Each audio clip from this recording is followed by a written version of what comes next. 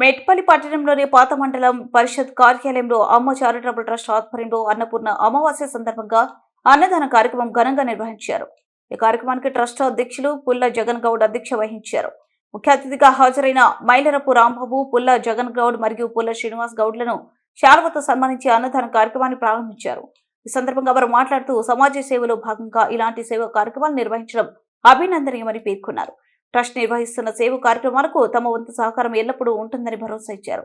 ఈ కార్యక్రమంలో పాల్గొన్న పట్టణ ప్రజలు అమ్మ చారిటబుల్ ట్రస్ట్ సభ్యులను అభినందిస్తూ శుభాకాంక్షలు తెలిపారు.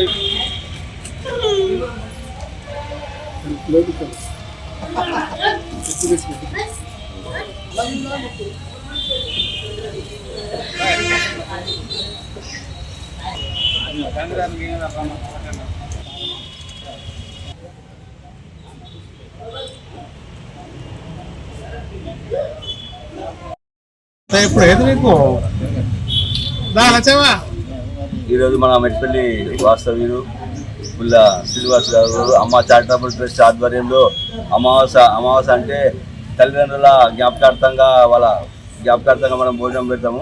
ఆ భోజనాన్ని ఇక్కడ ప్రతి అమావాస్య రోజు కూడా పెడతా అని చెప్పి నిర్ణయించుకొని ఈ కార్యక్రమాన్ని మొదలు పెట్టడం చాలా ఆనందదాయక విషయం. అందరి సహకారం కూడా ఉంటుందని చెప్పి తెలియజేస్తున్నాం. ఈరోజు మెట్పల్లి పట్టణంలోని పాత మండల పరిషత్ కార్యాలయంలో అమ్మ చారిటబుల్ ట్రస్ట్ ఆధ్వర్యంలో అమ్మ చారిటబుల్ ట్రస్ట్ అమావాస్య కార్యక్రమాన్ని అన్నప్రసాద కార్యక్రమాన్ని ఈరోజు ప్రారంభించడం జరిగింది. దీనికి విశిష్ట అతిథులుగా మన రామన్న గారు మరియు ఫౌండర్ పుల్ల జగన్ గౌడ్ సాయిగౌడ్ గారు అందరూ పాల్గొని ఈరోజు కార్యక్రమాన్ని ప్రారంభించడం జరిగింది.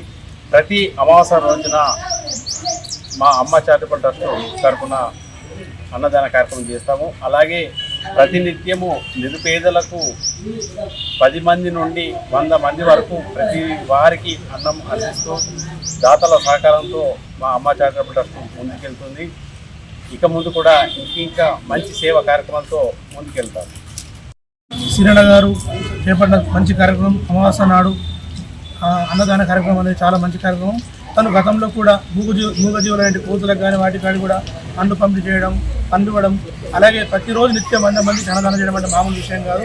అలాంటి మంచి వ్యక్తి ఈరోజు అమావాస్య రోజు కూడా భోజనం ప్రారంభించడం చాలా సంతోషకర విషయం. ఇంటి కార్యక్రమంలో నన్ను భాగస్వామ్యం చేసేందుకు ప్రత్యేక కృతజ్ఞతలు చేస్తాను. శ్రీరణ గారు ఇలాగే ముందు ఏ కార్యక్రమం చేసినా సంపూర్ణ సక్సెస్ కావాలని కోరుకుంటూ వారికి శుభాకాంక్షలు తెలుపుతున్నాను.